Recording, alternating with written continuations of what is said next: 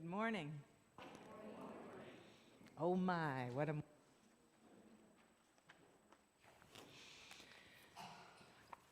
I don't know if many of you know about in our hymnals, in our gray hymnals, there's a wonderful treasure of readings in the beginning.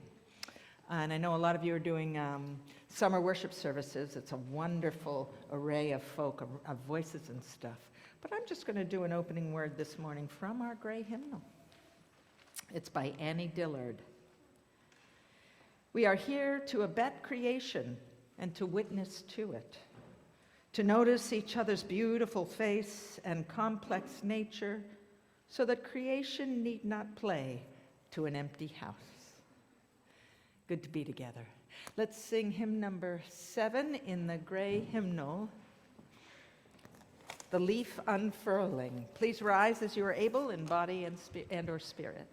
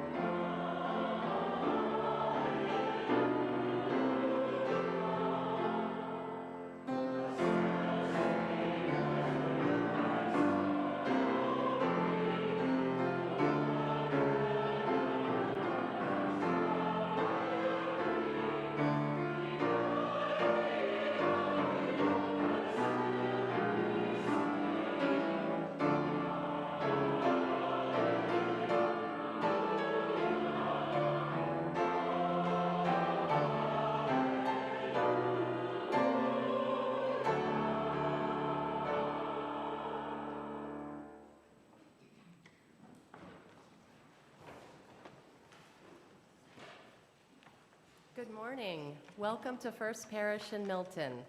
My name is Lisa White, and I'm a member of our worship committee. If you're having trouble hearing us, please raise your hand, or on Zoom, you can message us in the chat function.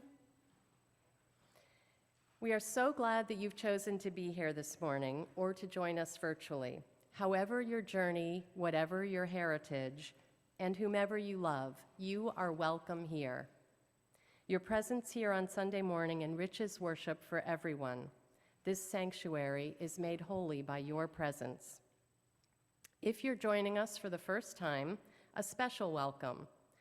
You'll find information about First Parish in your pew, and the greeter, Chris, or I will be happy to answer any questions you might have, and we'd also welcome the opportunity to walk you over to social hour after the service. The work of living our faith is done both in and out of worship, so I call your attention to the printed announcements that came in your order of worship. They're also emailed to you in the link each week. In particular, there are a couple of items I want to call your attention to. One is our upcoming yard sale on June 24th. The announcements have a list of donation dates, so time to clean out your attic, your basement, and bring in items for the yard sale. We're looking for volunteers too, so it's all there in the announcement. There's also flyers that look like this. There's a stack of them in the narthex. If you have anywhere that you can hang them, please feel free to take a couple and hang them up. Today, we say farewell to soprano Jennifer Scrow, a Hunsaker soloist for the past 6 years. We will miss her immensely, and we're grateful for her many wonderful contributions to our worship. Thank you, Jennifer.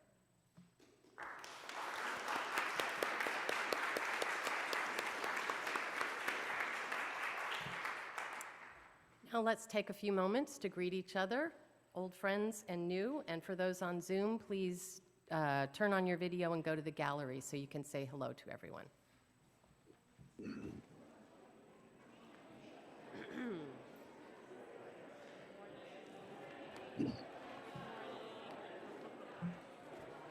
Hey, folks. Oh. Debbie, Andy, Jim, Lori. Hi, guys. I'm trying to figure out how to. Can Hey, you hear Jim. me? Hey, Len.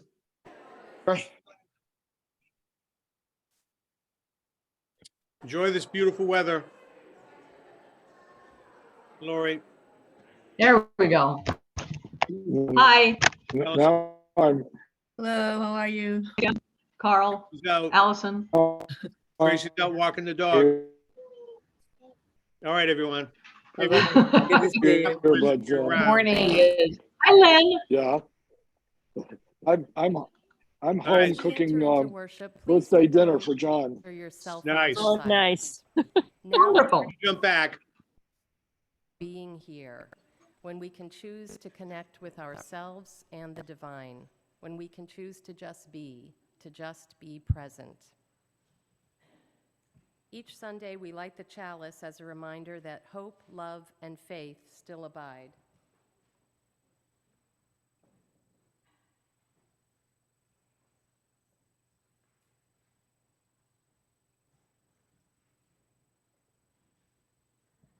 Please join me in saying the call to worship. Come, let us gather. We gather to celebrate the sacred within and among us. We come to seek spiritual growth and understanding.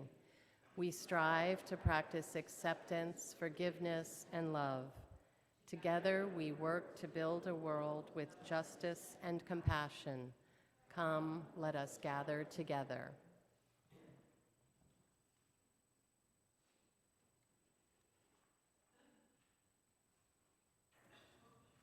So this morning we have the honor and the joy to celebrate some youth that have been part of our religious exploration programs who are graduating from high school.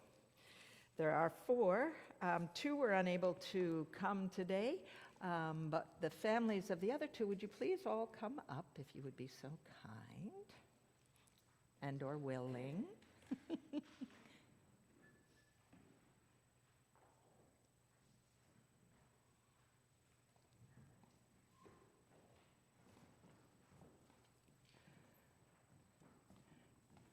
I first want to name the two that were unable. Kiara Glazer, she needed to do things for graduation today.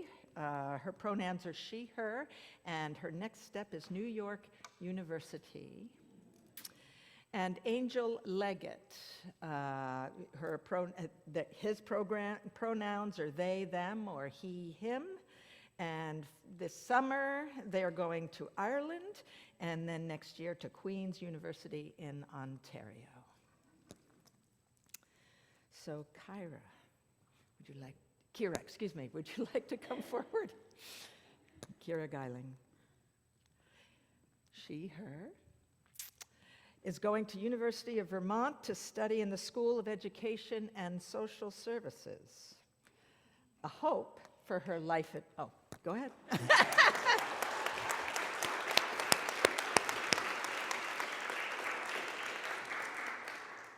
A hope for her life adventure. Kira, I'm good. Kira. It's one of those things where once you say it wrong, it's going to happen again. Looks forward to being independent and on her own and building relationships with her new community while keeping connections with those back home. She likes this quote by Anne Morrow Lindbergh. I find there is a quality to being alone that is incredibly precious. Life rushes back into the void, richer, more vivid, fuller than before. It is as if in the starfish one grows, it is as if in parting one did actually lose an arm. And then, like the starfish, one grows it anew. One is whole again, complete and round, more whole even than before, when the other people had pieces of one. Beautiful. So for a little parting gift, as a token of our esteem, this is a book called Voices from the Margins. It's Unitarian Universalist people of color. Lots of different meditations and prayers, something maybe you want to look to every once in a while. And then a UU Post-it pen, you could put, do your laundry, call home. So thank you. Thank you.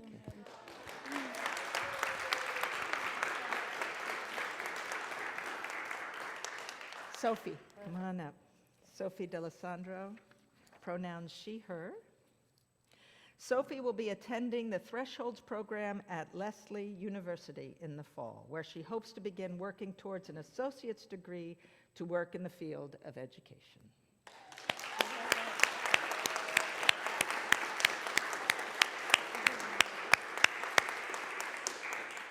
It makes sense that Sophie would pursue education as she has really thrived in her school environments. As a mom, says Jenny Mulqueen, I am most proud that people often stop me to tell me about how much they love working with Sophie. She is an avid student, always doing her best and putting forth her full effort. I know she will continue to apply herself at Lesley and beyond, and look forward to bearing witness to her life unfolding. We would like to thank so many who have been supportive of Sophie on her journey. Madame Marie Laure Brown, who taught the Brilliant Passages program. Deb Alstaby, who helped Sophie get her first professional ushering gig with Emerson Arts. Claudia Wellington and Pat Neves and Joel for always inviting Sophie to sing, and Amy Cavadlo, who taught OWL and was Sophie's coming-of-age mentor. We are so grateful for this First Parish community and so many fun, multi-generational experiences and connections that have been an important part of Sophie's becoming.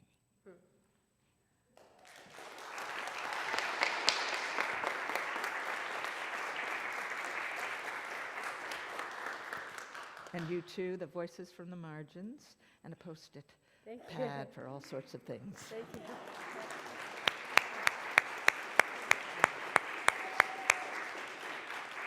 So there is a congregational affirmation in your order of worship. Just one more minute, y'all, and then you get to go.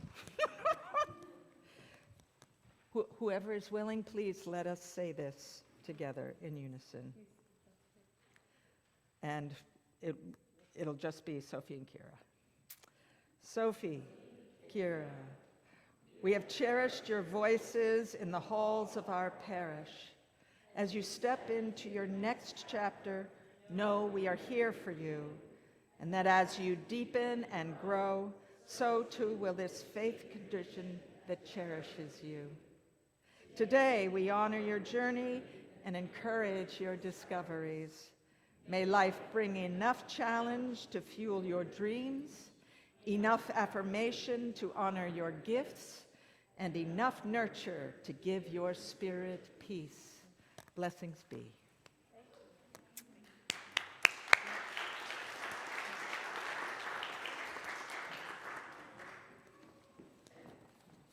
And now let's sing the children to their classes.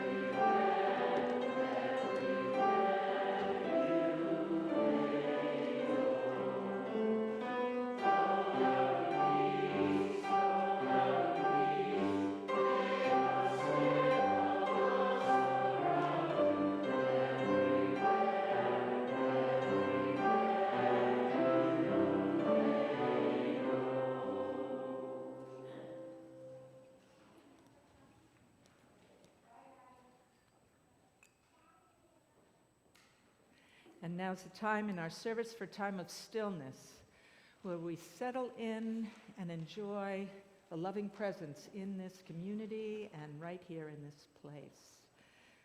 Let yourself breathe, let yourself feel your breath, and let gravity keep you in your seat and just be still for a bit.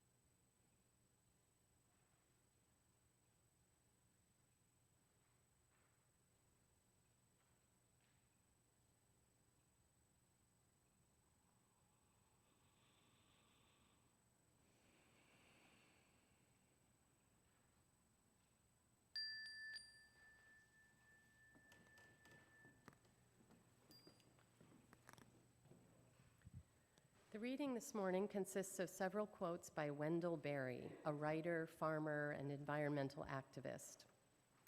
On the fear of the unknown. Always in the big woods, when you leave familiar ground and step off alone into a new place, there will be, along with the feelings of curiosity and excitement, a little nagging of dread. It is the ancient fear of the unknown, and it is your first bond with the wilderness you are going into. On knowing which way to go. It may be that when we no longer know which way to go, that we have come to our real journey.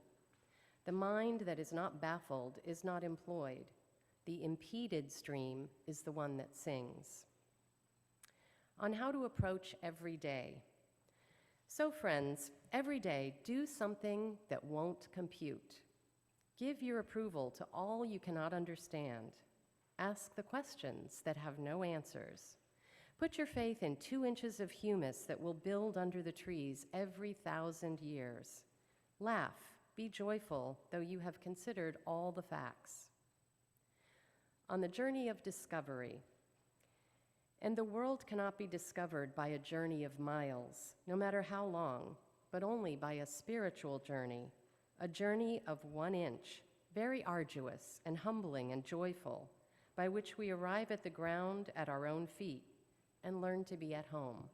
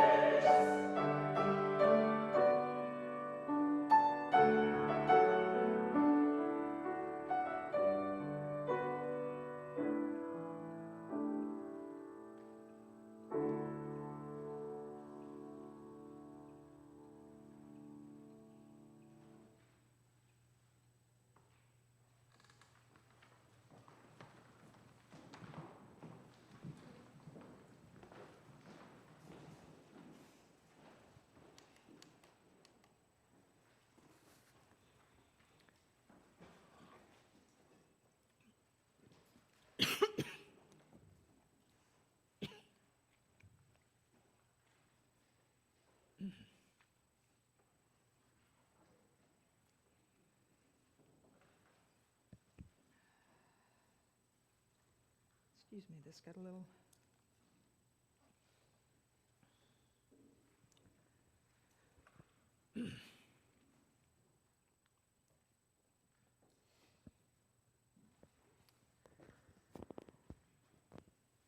The beginning of June is a time of life transition for many.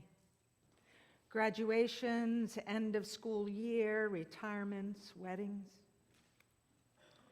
Most are times of hope and potential, which of course can also bring fear and a sense of wilderness, that nagging dread that Wendell Berry speaks of, not knowing where to go or what to do next.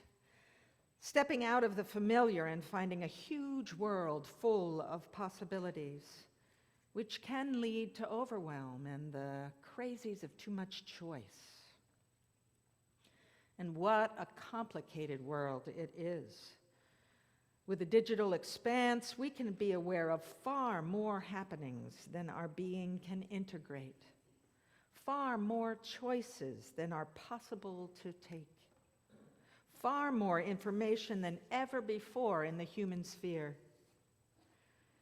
There are times when I find myself, while listening to the news in the morning, arriving at a feeling of dread, a kind of spiritual nausea about the state of things. Sometimes an overwhelming disappointment in humanity comes over me.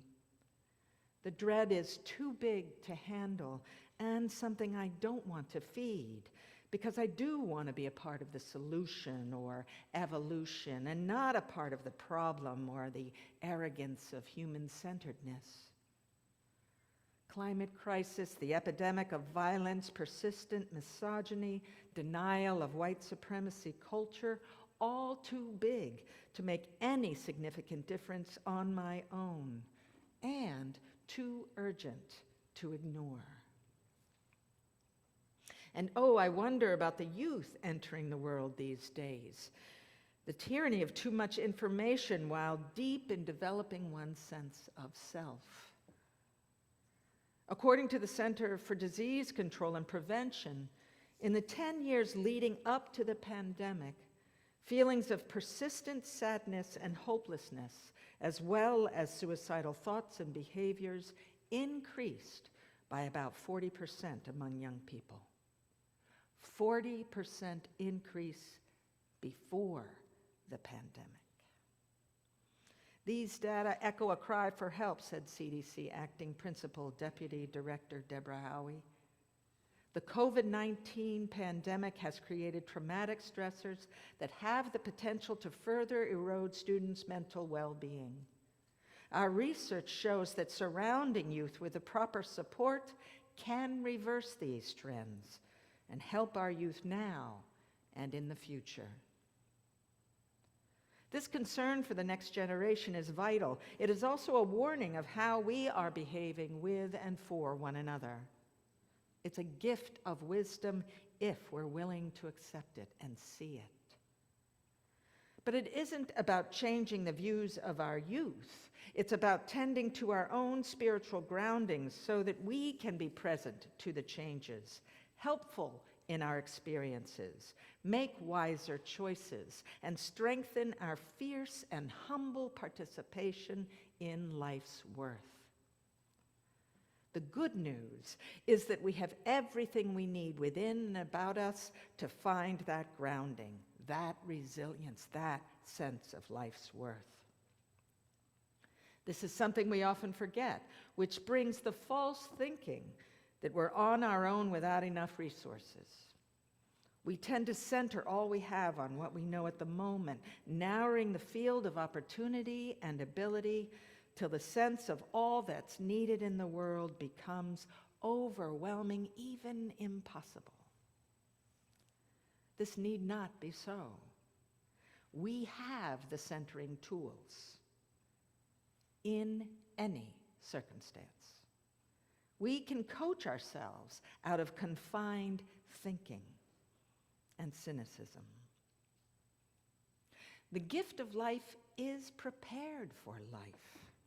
Smarter than we are, vaster than we are, more awesome than we could ever be, full of resources for our lives. Let me share 3 ever-available resources for our inner life coach to remember. We can name these resources as a part of our inborn soulful travel kit or toolkit. These are the resources of body, relational power, and wonder. We are born with vast resources of body wisdom. First, the ancient spiritual knowing of breath, also thought of as a form of spirit in many religious traditions for millennia. We have breath available for calming and centering, for renewing and releasing. Let's practice a little. Just take a breath and let it out with a sigh.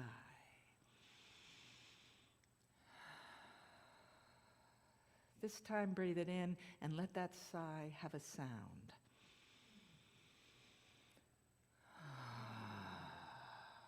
And one more. This time, breathe and have any sound you want after, as you breathe out.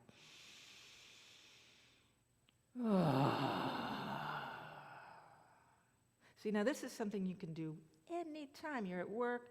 Take a little place, go, breathe in, let out a sound. I don't know, the staff hasn't told me, but they've definitely heard sounds coming from my office. I hope they don't think I'm too weird, but every once in a while it's just sometimes I'll walk down the link when nobody's here and just, and it really helps. It's there for us. The breath is also connected to trees. We relate to trees in the oxygen and carbon dioxide exchange in shared life, which gives the natural understanding of connectedness to all of life, of belonging in all of life. Life has our back through breath.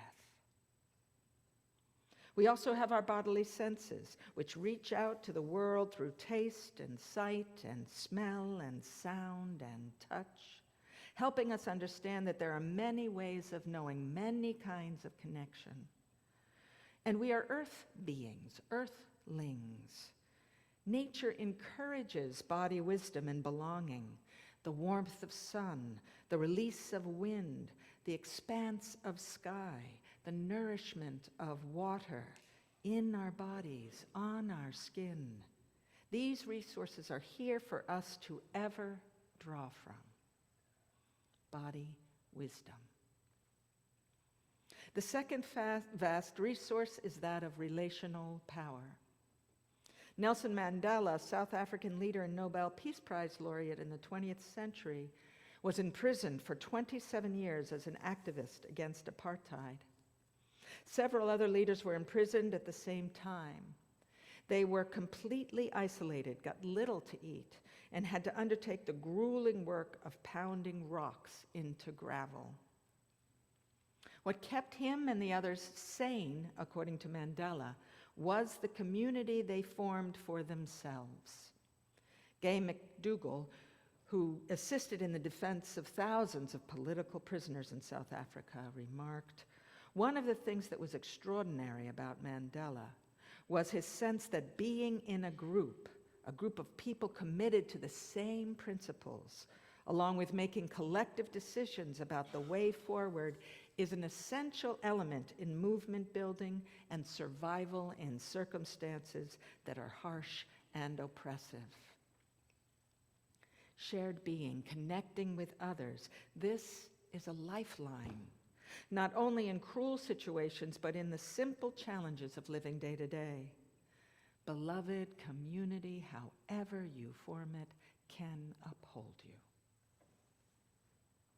Now, faith communities used to provide such communities for most people, but they're becoming less and less popular because of scandals and dogma that seems hollow or tone deaf to the realities of our lives.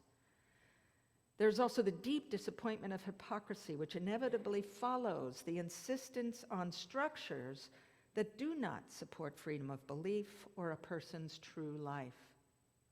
Reverend Dr. Serene Jones, president of Union Theological Seminary, recently wrote, "Quite frankly, for too many young people, religion means embracing weapons that kill their peers. It means stopping them from having control over their bodies. It means restricting people from loving who they want to love. By and large, she continued, young Americans don't want to be a part of that. They want to join communities that provide safety, support, and acceptance. I do believe that Unitarian Universalism can provide avenues, harbors of hope, and launching off platforms for the journeys of our lives in this day and age. I believe that is what we are aspiring to be a place where people can be found and feel at home. And I believe it is a worthy endeavor. In fact, a lifeline, a survival. Now, we can get lost in pursuing relational power, either by having an overblown sense of self-importance or looking for love in all the wrong places. Can I have an amen on that? So, the third resource helps with that trap of self-centeredness and the feeling of overwhelm or wilderness. Wonder. Wonder, which inspires awe and humility, gratitude and generosity, reverence and responsibility. Wonder, this life is far more than just us, which in fact helps with justice, just saying. Wonder, some classic and well-tested practices can access this resource. A practice of gratitude or noticing delight, making room in your life to help others, creating time in your life for some form of Sabbath. Jewish mystic Abraham Heschel describes Sabbath in this way. For 6 days we create in the world. The seventh day, the Sabbath, is to ponder the creation of the world. Make some room for that kind of wonder. It's not all about us. These three resources, body wisdom, relational power, and wonder, are essential in our soulful travel kit. Of course, you can add more and change priorities, but do know this: we are well equipped from birth to find our way with and for one another, to come alive in this vast, glorious gift of being. With Wendell Berry's poetic affirmation, and the world cannot be discovered by a journey of miles, no matter how long, but only by a spiritual journey, a journey of 1 inch, very arduous and humbling and joyful, by which we arrive at the ground of our own feet and learn to be at home. Happy travels inward and outward. Take your soulful travel kit with you. Blessings be. Amen. Let's sing together hymn number 90, From All the Fret and Fever of the Day. Please rise as you are able in body and or spirit.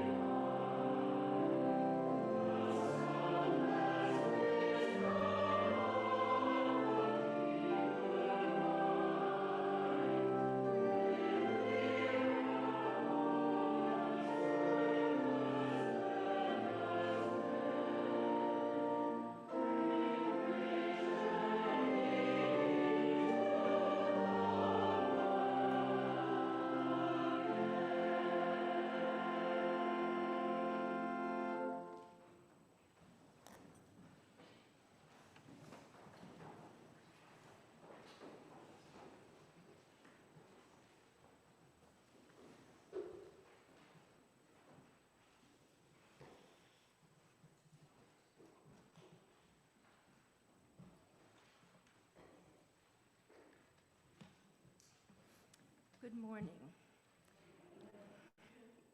My name is Bebe Williamson, and I am a member of the Legacy Giving Committee. It's a relatively new committee here at church. I'm here with Russ Tremaine, who's sitting over there, to launch a new initiative. You may have seen information about this already in the weekly church link. Our ad hoc committee was charged by the Parish Committee with developing a legacy giving program following guidelines provided by the UUA. Our committee includes Chair Allison Zippe, Mike Bello, Andrew Maloney, and myself. Many UU congregations across the country, especially those with an endowment, have a formalized estate planning or legacy giving program through which parish members may make a commitment to provide a future gift to the church. And now we're initiating just such a program here. Informational material is now available in these legacy giving brochures that you can find either in the narthex or the Stebbin parlor. And there's also online information on the website. In addition, there's going to be a Zoom informational session on Wednesday, June 21st at 7 p.m. with an estate planning attorney. Please register in advance using the Sign Up Genius in the weekly link. The UUA recommends, as part of the outreach about legacy giving, that congregation members give testimonials about the importance of legacy giving. This is where the faith reflection by me and Russ come in. I'll begin and then Russ will continue. I volunteered to do this because several years ago, Russ inspired me to add First Parish to the beneficiaries in my will. So we're hoping together to inspire all of you. So my faith reflection. I grew up unchurched in the South, my parents being suspicious of organized religion and what they had seen of charlatans and bigotry. But they allowed me to attend any religious services I wanted, and so I went with lots of friends to lots of different churches, the earliest being various forms of Baptist church. There were no UU churches in the area. When I was 12, the minister at the church I was attending suggested he come to speak with my parents about my joining the church and being baptized. I was too shy and taken aback to say no, so that afternoon he arrived. Forewarned by me that this was not my idea, my parents had placed lawn chairs under our carport, and when he got there, he wasn't invited into the house. He was not offered tea, lemonade, cookies. This was not a Southern welcome.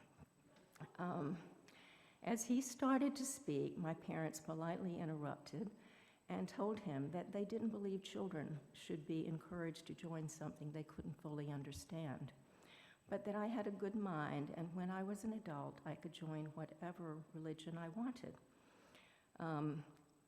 But I wouldn't be joining his church. Yeah. My parents were pretty amazing people. Anyway, he left in a huff. I, by that time, had melted into a puddle of humiliation and relief. And I've been forever grateful to my parents for protecting me, but also for them really expressing their confidence that I would find my own way. So while I never went back to that church, I kept searching for a spiritual home. In college, I was very active in a Presbyterian campus ministry. In medical school, I attended a Methodist young adult group. Then I moved to New York for my residency, and I sang in an Episcopal choir. All along, I was struggling with the creeds, the dogma, the Trinity, Jesus, God, all my personal beliefs still in flux. Then I moved to Boston for a fellowship, and surrounded by UUs, instead of going to church, I started psychoanalytic training, a different form of spiritual exploration. It was helpful too. Then I met the charming, brilliant Charlie Seymour, And when we decided to get married, he was working at Carney Hospital and had rented a house just behind this church. So we were looking for a minister to officiate at what would be an outdoor wedding, and we made an appointment with the First Parish minister, Pat Green. So the first time I came to this church, I came through the back door to the minister's office. I never saw the sanctuary. And Pat was very accommodating. Charlie's first question to him was, could we leave Jesus out of the service? And he said, sure, fine, we're used. And then Charlie's second question was, could we leave God out of the service? So I was clearly marrying the right man. So we had our Jesus-less, godless outdoor wedding. We bought a house here in Milton, had our 2 wonderful sons, and were really busy with our professional lives, parenting, friends, and we were happy and everything was going well. And then 10 years after we were married, Charlie became ill. And he died a year later. Sorry, I thought I could get through this without crying, but anyway. Friends here in this church suggested we have a memorial service here. So I met with Reverend Laurie Bellew to plan this service. Much of that time is really a blur now, but I remember that day vividly. The church was filled with family and friends and colleagues, many who gave loving tributes to Charlie. And I was sitting in the service with our 2 young boys, and somehow throughout that service, I began to have a glimmer of hope that I was going to be able to carry on. Over the next months and years, I gradually started coming to this church. In the beginning, I sat in the back pew, thinking a lot and crying a lot. It's a very good church for that. I know I'm not alone. There's a lot to cry about in this life and a lot to think about. It's also, though, a great church for singing, and I eventually started singing again and joined the choir. And then I started making more new friends. It's also a great church for making new friends. You are wonderful people in this church. And I then realized that this was the community where, after all these years of searching, I could finally feel at home. You are the blessed community I was longing to find. So for the first time in my life, I joined a church, and it felt wonderful. And then there were all the committees to join, and the small group ministries, and beginning to get a sense of how a church actually works, and making a pledge.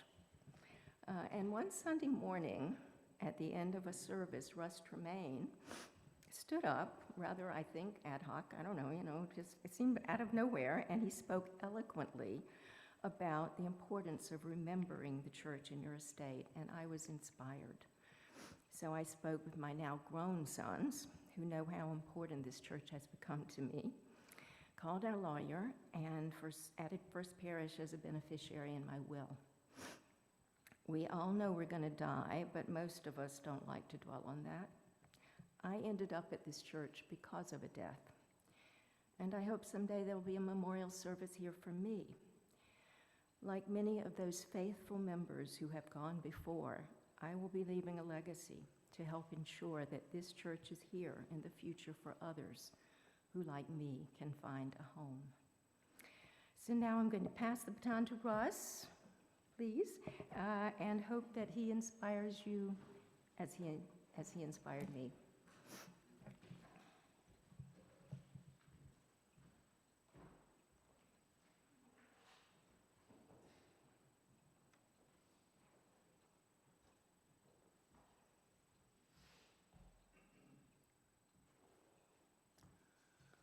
I was raised in a mild Methodist household where the other members of the family in the town were Episcopalian. From that, as a child, I learned that what religion you were depends on what church you went to on Sundays. My wife's family, on the other hand, were fundamentalists. In one of their services, my cousin-in-law stood up and spoke in tongues for 20 minutes. That sent us fleeing here. The values of tolerance, acceptance, and respect for others are what drew them and us together. When I first joined the first parish, seems like 300 years ago today, in 1976, it was a place where we wanted to send our kids so they would learn the values that we had, that we cherished. The physical plant at that time was pretty much the same, and the philosophies and the values were the same as we have today. But the culture of the congregation was somewhat different in that the congregation was pretty much old Yankee with names like Stebbins, Forbes, and S.S. Peirce. The values that drew them together of acceptance and tolerance and respect for others are what drew them and us together. We respect and welcome and cherish those who share our values and we enjoy their participation. Especially from different perspectives, whether they are young or old, Jewish or Hindi, Lebanese or skinny, or straight or gay, realizing that we inside are deep down inside all Homo sapiens. We even tolerate, I hope, people who wear outrageous jackets.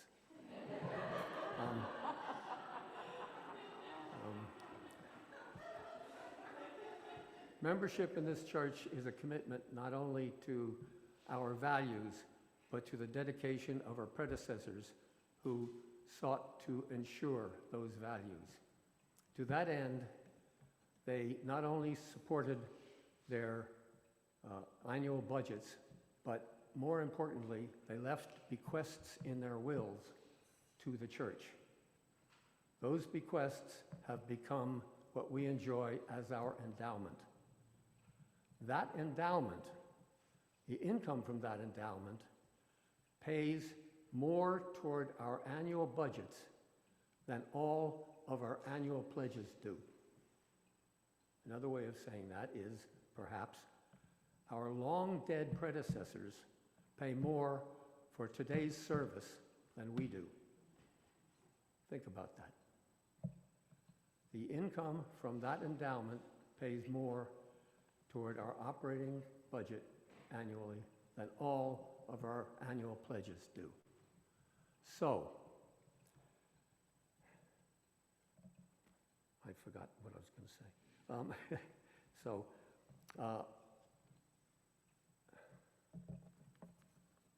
Here it is. So, you know how important the endowment is. So how many of you expect to be around 100 years from today? How many of you expect to... Okay. Good, I want to talk to you later about that. see if...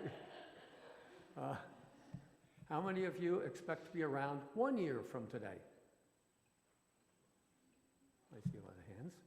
How many of you can guarantee that you will be around 1 year from today? So you see how fragile and unpredictable life on this planet can be.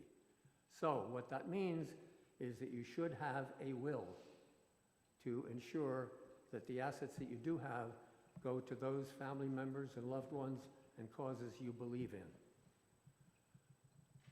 So for those of you who do not have a will, I stand up on my tallest puritanical soapbox and say, for shame, for shame. For those who do, I say, bring it up to date, etc. So, I hope that you create the will to make a will which will ensure that your assets go to the causes and loved ones that you care about. So next time you come through those doors, you will be able to say you have a will or have been working on one.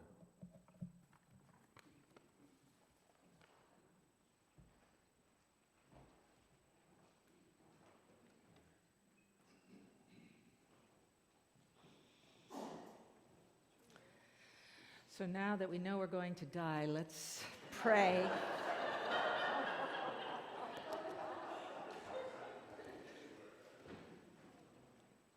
Please gather our hearts in the spirit of prayer.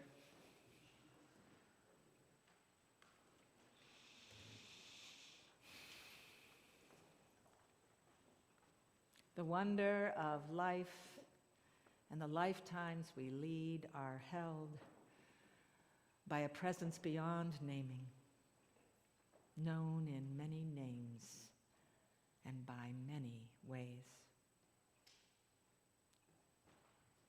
Let us feel connected to one another and to all of life. Find ways for delight and joy, help and play, wonder and responsibility. Let us be gentle in our brokenness, for it brings wonderful people to our community. Help us be bold when we can. Help us find our footing and believe in each other. Amen.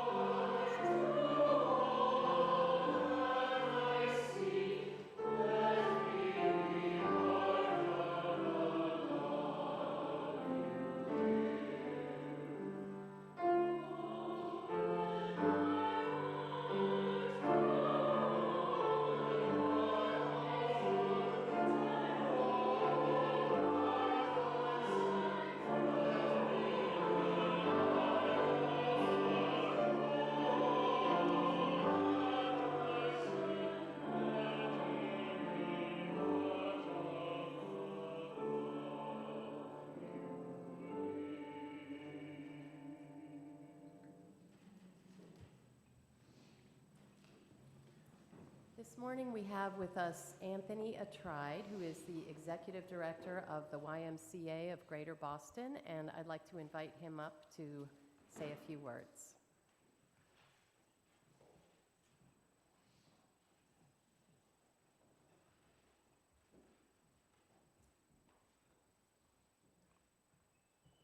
All right. Good morning, everyone. Good morning. I'm so honored to be up here, and I've been told multiple times, short and sweet, so that's what I'll do today for you. Get you guys out of here on time. Again, Anthony Atride, Executive Director at the Dorchester YMCA. The YMCA of Greater Boston strengthens community through a focus on youth development, healthy living, social responsibility.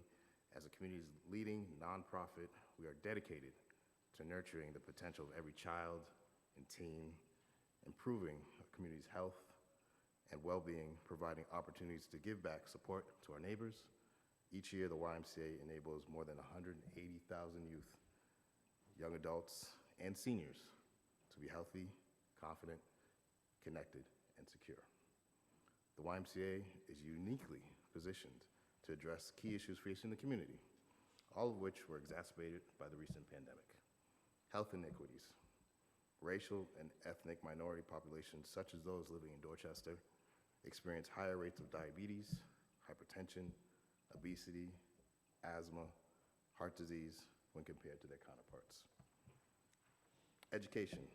Students in majority black schools such as Dorchester are excessively behind their peers in majority white schools, having started the pandemic 9 months behind. Food insecurity. The pandemic has increased food insecurity, with the Greater Boston Food Bank reporting that they are serving approximately twice as many families as they were prior to the pandemic. Social isolation. Throughout Greater Boston, we are all witnessing the devastating impact of the COVID-19 induced isolation and anxiety suffered by children, teens, young adults, and our senior citizens. But because of caring people, businesses, organizations that donate to the Y, we are able to have significant impact. What are some of those things we're referring to?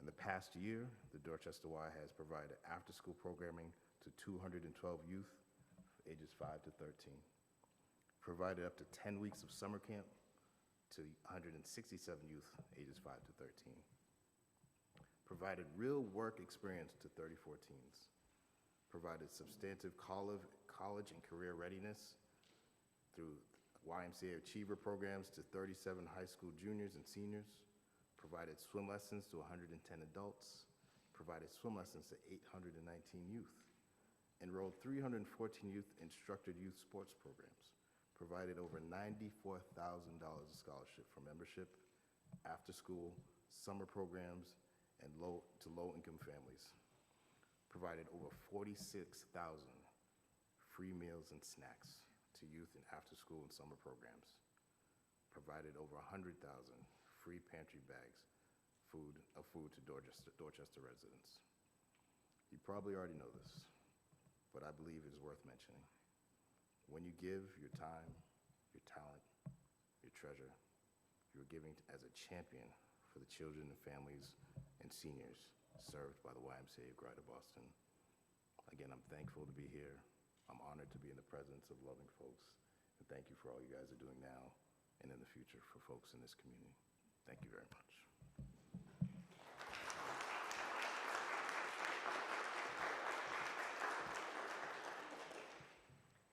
Thank you, Anthony, for being here today and sharing about the work that the YMCA of Greater Boston does.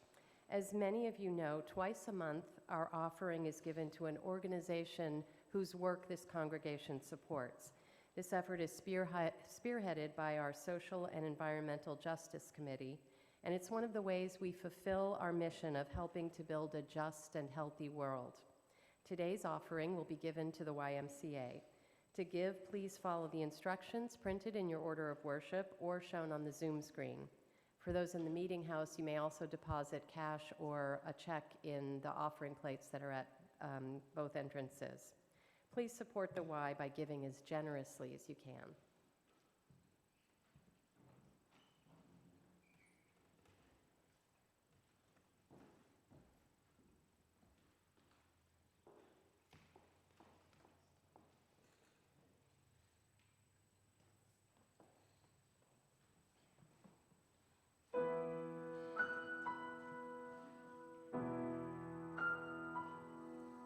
It isn't always comfortable or easy carrying your fear around with you on your great and ambitious road trip, I mean.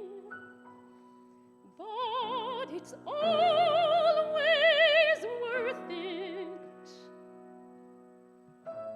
Because if you can't learn to travel comfortably alongside your fear, then you'll never go anywhere interesting or do anything interesting. And that would be a pity, because your life is short and rare and amazing and miraculous, and you want to do really interesting things and make really interesting things while you're still here. I know that's what you want.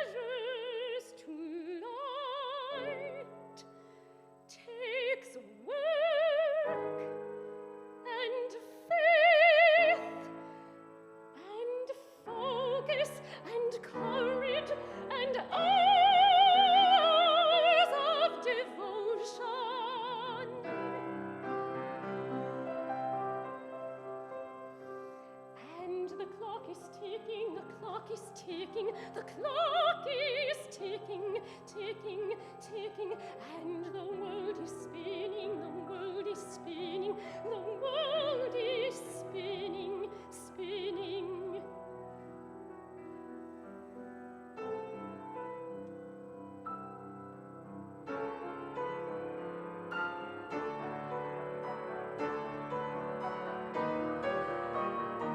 Life is short and rare and amazing and miraculous.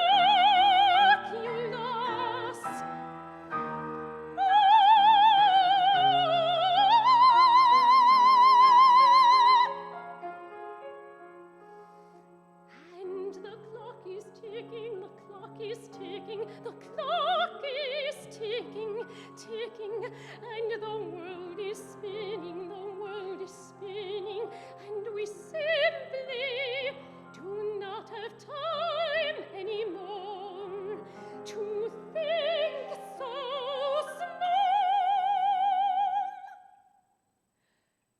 So small.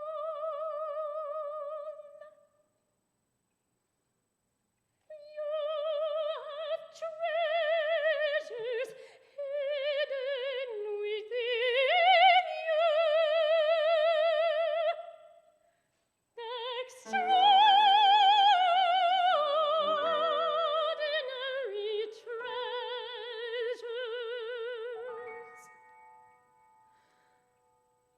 It isn't always comfortable or easy carrying your fear around with you, but it's always worth it.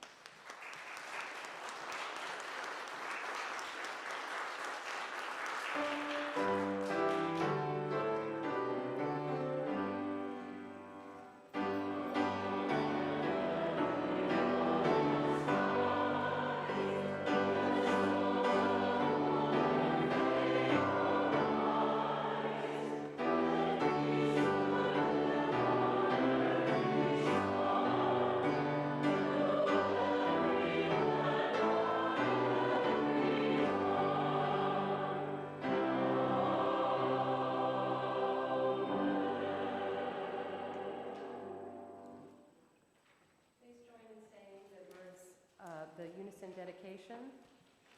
May these gifts be transformed into strength for this faith community, into comfort, food, and shelter for those in need. And may we be transformed by generosity. And our closing hymn is 1017 in the Teal hymnal.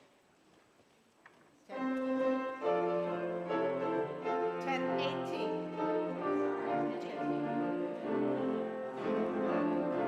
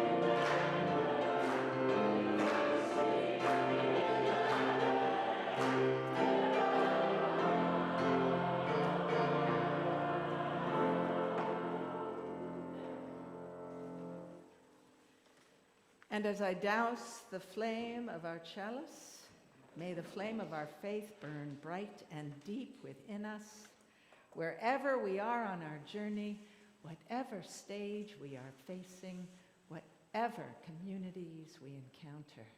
May peace and justice and love and ease be with you. Amen. Before I play the prelude, as a surprise to Jennifer, the choir has one last anthem we'd like to sing to honor her and her service for the past 6 years. And this is a setting of the traditional Irish blessing, composed by Christy Jones. And it says, "May the rose rise to meet you. May the wind be always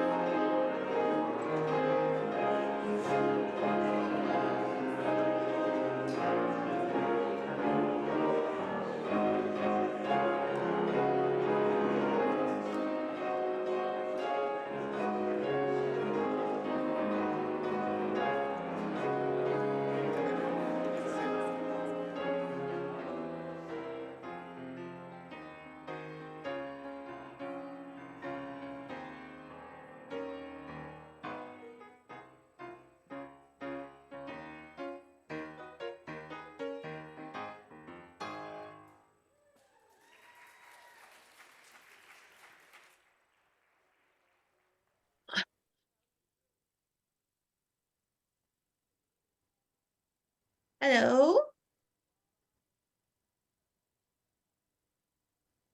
What's up, guys? Oh, am I muted? Hey, how are you? Hi. Hey, what's up? Can you hear us? Yeah. Can you hear me? I hear you. Hi, Lori. Hi, Lori. Hello. That was a great sermon. That's what I needed today. Good.